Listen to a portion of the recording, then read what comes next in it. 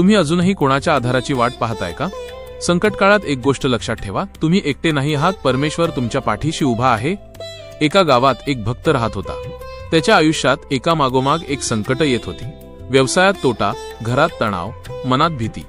तो रोज विचार करायचा, कोणीतरी माझी मदत करेल का, कोणीतरी माझ्या पाठीशी उभं राहील का? पण दिवस गेले, कोणीच आलं नाही.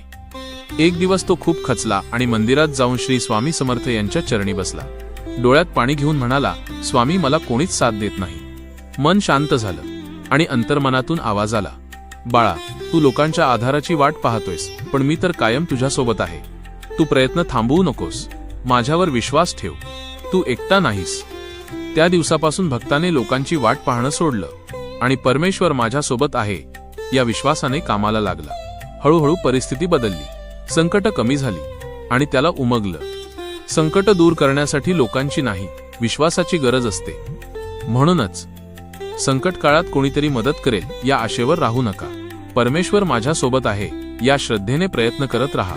संकट आपोआप दूर होतील. श्री स्वामी समर्थ.